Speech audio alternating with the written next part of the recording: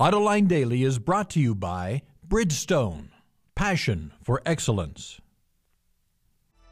Here are today's top headlines. Opel is still up for grabs. Chinese and Russian investors are interested in Porsche, and Valeo develops supercapacitors for hybrids. Up next, we'll be back with the news behind the headlines.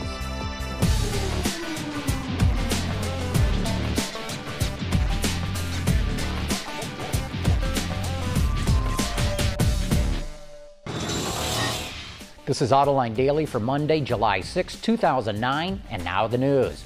Who's going to get Opel? Several reports say Chinese automaker Beijing Auto is bidding 660 million euros, about $920 million, to take a 51% stake in Opel.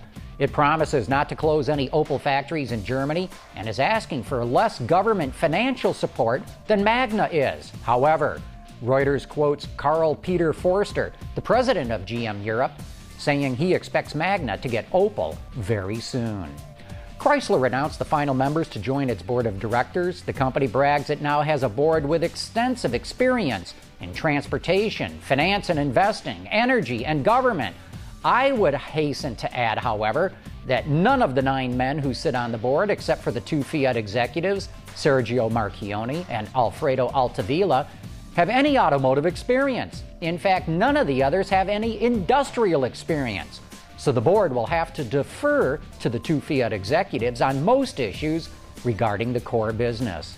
Fiat and Chinese automaker GUANGZHOU Auto will sign an alliance today in Rome to build cars in China. According to GasGoo.com, the two will operate a joint plant that will build the Fiat Linea, Bravo, and Grande Punto starting in 2011. This deal gets Fiat back in China after its alliance with Nanjing Automotive fell apart 2 years ago. And those are some of the models Fiat wants to also share with Chrysler. A report out of Germany says there are 3 more bidders interested in taking a stake in Porsche. According to Reuters, Chinese and Russian investors are interested in the company, in addition to the country of Qatar, which has already made an offer. Porsche is trying to reduce the debt it acquired in its attempt to take a controlling stake in VW. And if it can't, Porsche faces a reverse takeover from VW. Valeo and Peugeot are researching ways to incorporate supercapacitors into mild hybrid vehicles. Wards reports that the technology would allow the supplier's stop-start system to store regenerative energy in supercapacitors instead of batteries. Valeo is on track to deliver a supercapacitor mild hybrid system to another European automaker in 2011. The goal of its partnership with Peugeot is to reduce the cost of the technology so it can be manufactured in high volume. In other European EV news, the AFP reports that VW honcho Martin Winterkorn said the company plans on turning out its first all-electric vehicle in 2013. The company is also aiming for 1 to 1.5% of the global electric vehicle market by 2020. The LA Times reports that Best Buy is going to sell electric motorcycles. Last May, the company started offering battery-powered bicycles, scooters, and Segways in 21 West Coast stores. This month, it will broaden its offerings by selling Enertia motorcycles from a company called Bramo, Inc. The bikes feature an 18-horsepower electric motor and a lithium-ion battery that delivers a top speed of more than 50 miles an hour and a range of 35 to 45 miles. Coming up next, a look at Kia's brand new compact car, the Forte, and we'll be back right after this.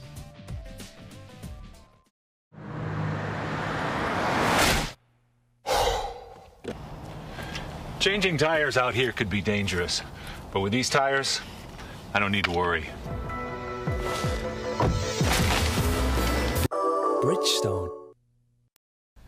Kia Motors continues to grow, especially here in America, at a time when its competition has seen a steady drop in sales. This South Korean company just registered its 15th straight year of increased market share, thanks to new products like the Kia Soul and its latest car, the Forte sedan. For the last 9 years, Kia's current compact model and brand sales leader, the Spectra, battled the likes of the Honda Civic, Toyota's Corolla, and the Ford Focus, and finished in the middle of the sales pack.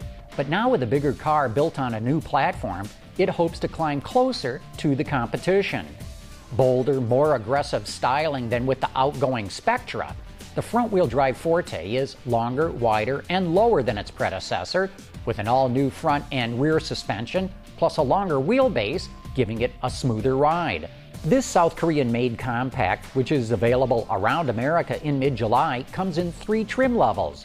The LX and EX versions are equipped with a standard 2-liter 4-cylinder engine and a 5-speed manual that gets a combined 28 miles per gallon. That's about 8.4 liters per 100 kilometers. Meanwhile, the sportier SX with a 2.4-liter 4 and 173 horsepower only gets 2 mpgs less.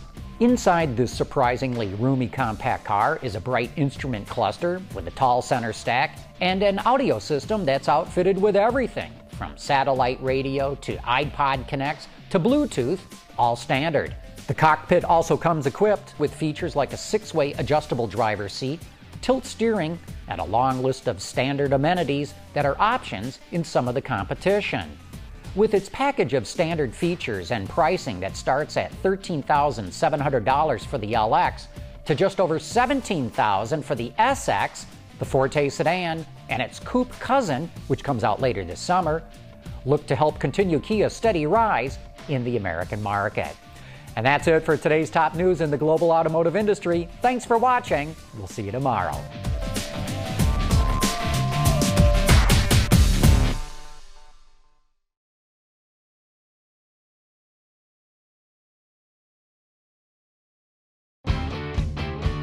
Visit our website for even more great content all week long. Autoline Extra, Dawn's Journal, podcasts, and even more. So click over and get the inside view at AutolineDetroit.tv.